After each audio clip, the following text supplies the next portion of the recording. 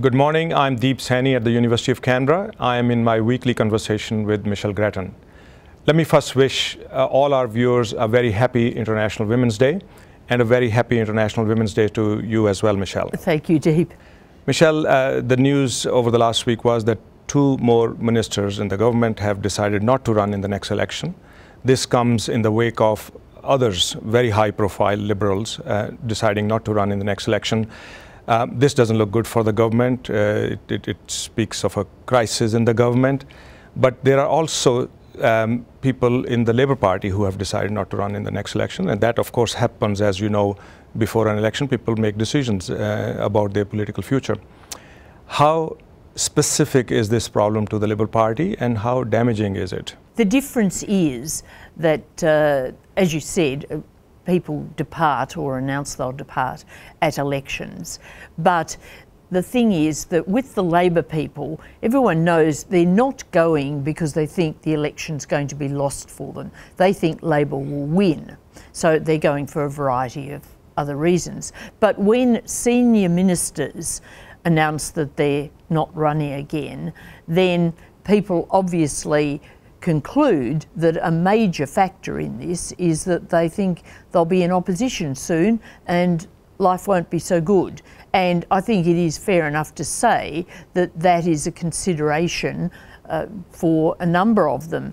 They all have their particular reasons. They want to spend more time with their families or whatever, but put this number together collectively and the message is fairly clear that people are reassessing their situation as they face the likely prospect of opposition. Now, the government tried to make a silver lining out of these latest announcements because the Prime Minister has promoted a woman into Cabinet, Linda Reynolds, and he's now able to say he has more women in his Cabinet than any other government has had. The only thing is he doesn't have many women in the Parliament. That's right. It's a bit late too.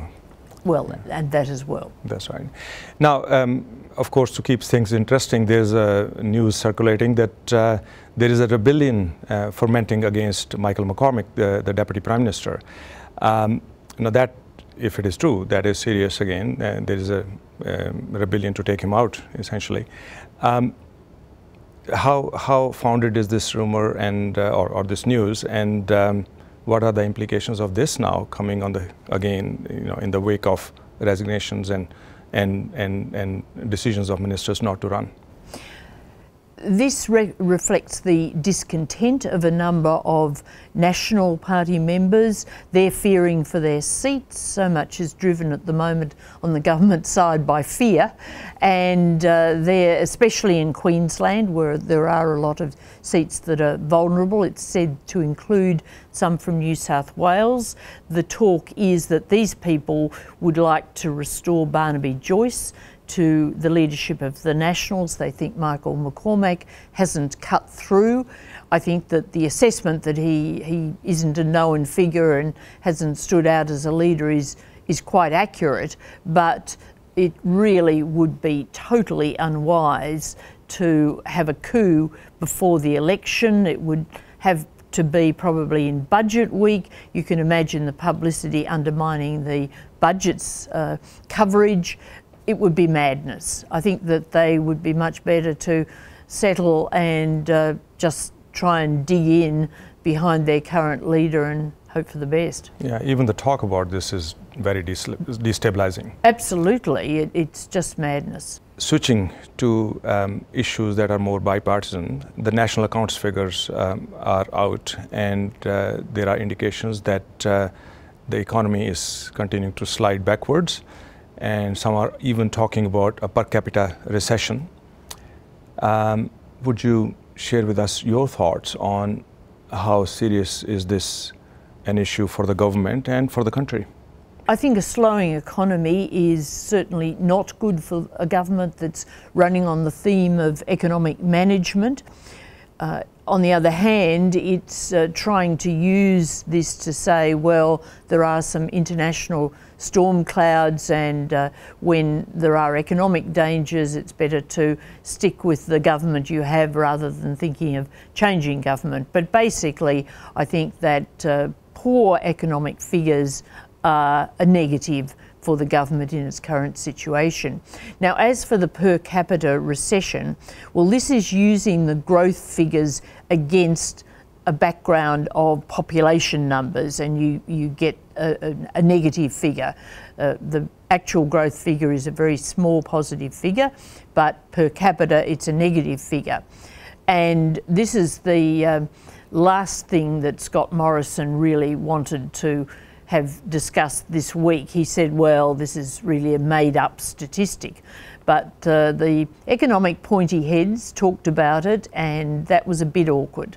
But we should make the point, stress the point, that Australia is not in recession. It's still continuing that long growth period that we've enjoyed now for more than 2 decades, and while growth is slowing, we are not in the red.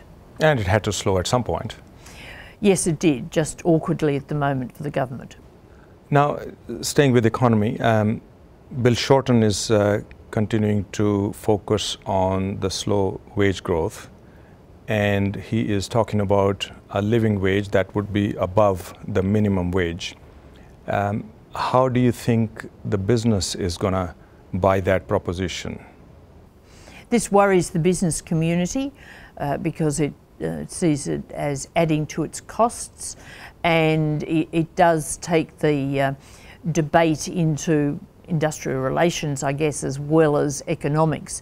Now, Bill Shorten is, of course, making much of the fact that wages growth has been very, very sluggish, and a lot of people are feeling that. They're feeling their costs are going up, but their wages are not going up to match those increased costs. So for Bill Shorten, this is a quite fertile area. However, when he starts talking about the living wage, the government and business immediately say, well, what would this actually involve? How much extra cost would this bring? He hasn't really defined this yet. The ACTU has been pressing for a living wage, but until the Labor Party puts some numbers around what it would be thinking about, or embraces a living wage more fully and precisely than it has at the moment, it's just at the moment hinting in that direction or moving in that direction without being so precise, then this debate will be, I think, rather difficult to handle for Labor. Let me switch back to Scott Morrison, who last week became the first sitting Prime Minister to go to the detention centre at Christmas Island. This is, of course, the centre where the asylum seekers are being transferred after Medevac legislation. Some are referring to it as a publicity stunt. Was it a publicity stunt, or there's more to it? I think undoubtedly it was a publicity stunt. There are no transferees even there yet. In fact, when he went, nobody had been moved under the legislation. And so what he was doing was trying to say, well, there are a lot of dangerous people among those who may be transferred, and we need to lock them up, essentially. That was the message he was trying to get out. Now, the government is talking about individuals against whom all sorts of allegations have been made, but these are not convicted criminals who'd be, of course, able to be vetoed by the minister under this new legislation. So I think that this really was a very dodgy trip and very dodgy propositions are being made in connection with these people, and it's probably unfair on individuals, and certainly I think in terms of the way the government's presenting it, it's a big beat up. The other line that's being run, of course, is that these people with medical needs will put pressure on the health system, and other people, Australians, will find it harder to get services, be pushed back in queues or whatever. Now, we're dealing with a maximum of 1,000 people, and more practically probably a maximum of 200 or 300 people in the short term. It's obviously a nonsense. Well, let's leave it at that for now, and look forward to more conversation next week. Thanks, Steve. You have a nice day.